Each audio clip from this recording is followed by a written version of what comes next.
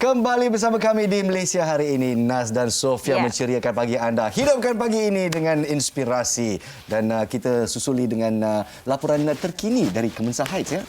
Betul tu Naz. Kita fahamkan ya, lebih 14 buah rumah dengan 28 keluarga terjejas insiden tanah runtuh yang berlaku di Kemensa Heights. Dan tentunya keadaan seperti ini bila tempat duduk kita rasa tidak stabil, khususnya bagi tanah itu sendiri. Apakah perasaan mereka? Dan ini menimbulkan banyak persoalan daripada sudut bagaimana kita nak memperbaiki situasi itu, mengukuhkan tanahnya dan sedikit sebanyak apakah sentimen perasaan penduduk pada ketika ini yang kita melihat cuaca yang agak berubah, mungkin memberikan sedikit orang kata ancaman bagi keselamatan mereka. Pihak MHI telah pun mewawancara pihak yang arif pada minggu lepas tentang kejadian tersebut ya.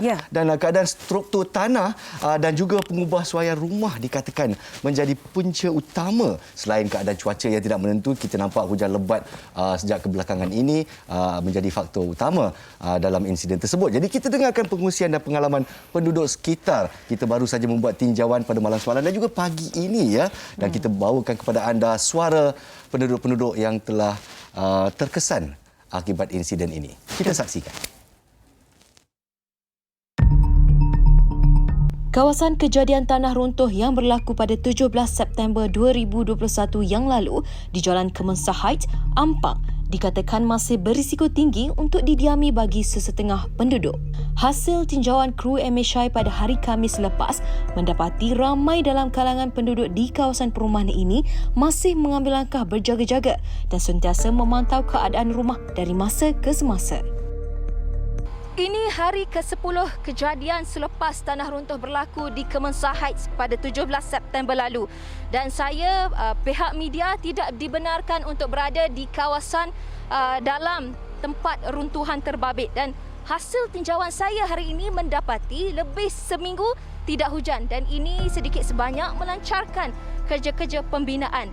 Dan terkini saya mendapati 24 keluarga yang melibatkan 18 buah rumah penduduk terjejas masih lagi berada di pusat pemindahan sementara. Namun walau bagaimanapun mereka dibenarkan untuk datang pada waktu tengah hari meninjau kawasan sekitar rumah mereka. Dan cerucuk besi juga telah dipasang untuk mengelakkan sebarang kejadian pergerakan tanah berlaku.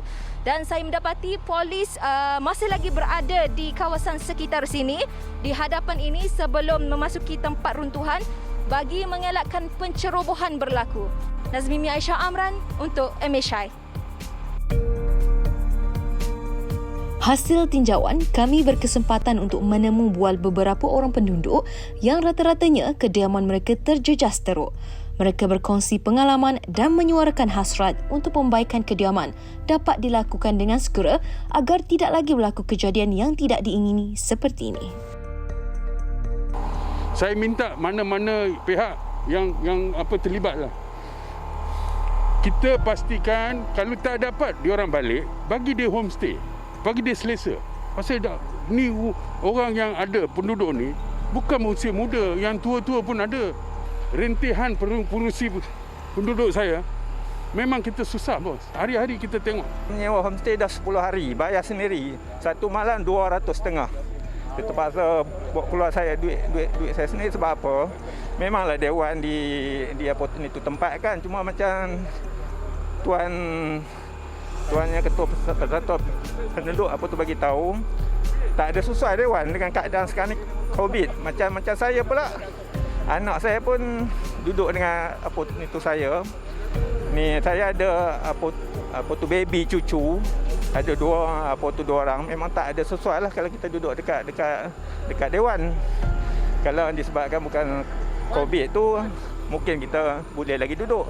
Itu macam apa tu jiran saya, ada yang warga emas, OKU, semua apa tu terkesan lah. Terpaksa menumpang rumah anak-anak. Kalau yang ke masa yang sekejap okey lah. Kalau macam yang ke masa lama tu memang masalah lah kan. Jadi kita harapkan jangan sampai hanya 1 bulan lah kita boleh masuk balik rumah kita. Saya sangatlah menghargai jasa menteri-menteri yang berkenaan, iaitu Datuk Seri Azmin, Datuk Seri Tuan Ibrahim dan juga Datuk Seri Taqiyuddin, kerana telah mendatang sini melawat kawasan ni dan juga telah meluluskan peruntukan untuk membuat pembaik pulihan sungai dan juga sheet piling untuk menstabilkan kesemua rumah-rumah di sini. We definitely must also thank our PM, Datuk Seri Ismail Sabri, for immediately approving the peruntukan 1 juta and commencing with the works immediately. This is a very, very good job. But most importantly, kerja-kerja penstabilan slope tu, cerun tu dan juga pembaik pulihan sungai tu haruslah dibuat sehingga ke atas rumah-rumah banglo yang terjejas ataupun yang terlibat, sebab kita tak nak kejadian ni berlaku lagi. So tak mencukupilah bagi saya sekadar membuat penstabilan di bawah tu, tetapi kita harus juga menjalankan penstabilan sehingga ke atas rumah tu supaya kawasan ni menjadi sesuailah untuk penduduk-penduduk menjalankan hidup seperti normal. Sekiranya ada pembaikan yang perlu dilakukan untuk menstabilkan tanah ataupun struktur tu, patutlah tiada halanganlah langsung untuk kita membuat benda tu, sebab ini adalah untuk keselamatan rumah dan juga kesemua penduduk-penduduk di kawasan ni. Buat masa sekarang ni saya stay di apartmen kawan saya. So, Encik akan datang tengah hari untuk tengok keadaan sekeliling? Hari-harilah saya akan datang memantau keadaan di sini. Kerja-kerja pembaikan yang dijalankan sekarang ni, sheet piling tu adalah sesuatu yang amat baik sebab ini akan menstabilkan kawasan sungai dan juga kawasan kejadian tu supaya tanah tu tidak akan menggelongsor lagi. Sebab kalau dengan datangnya hujan pada musim hujan sekarang ni, dengan datangnya hujan lebih banyak air, maka tanah tu mungkin akan bergerak dengan lebih pantas. So, we should not allow that to happen, right? I mean, we need to protect the residents around the area, especially mereka yang rumah-rumah di seberang sungai. So, this is very important. Kami turut dimaklumkan bahawa kerja-kerja pembinaan ini dilakukan secepat mungkin, namun bergantung kepada faktor cuaca dan tenaga kerja. Semoga usaha yang berterusan daripada pelbagai pihak termasuk kerajaan dan pihak berkuasa akan dapat membantu penduduk sekitar kembali semula ke kediaman mereka. Ya, kerja-kerja penstabilan itu sangat-sangat penting. Kita difahamkan kawasan Kemensa Heights ni adalah kawasan yang sudah sedia ada lama. Jadi orang kata bila terjadi bencana seperti ini, orang kata susah untuk dijangka di manakah kawasan-kawasan ataupun radius yang akan betul-betul tergerak tanah di bawahnya. Jadi kita harapkan yang terbaik dan kesemua pihak berkuasa tempatan mengambil langkah untuk secure, menjaga keselamatan masyarakat di sana. Jadi apa yang kita nampak di sini peruntukan RM1 juta untuk kerja-kerja pembaikan curcuk besi yang diletak sebagai support atau pengadang.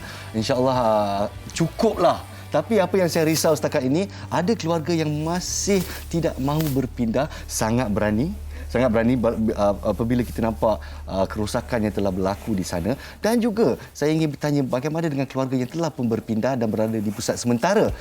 Berapa lama mereka harus bergantung tidak bertali?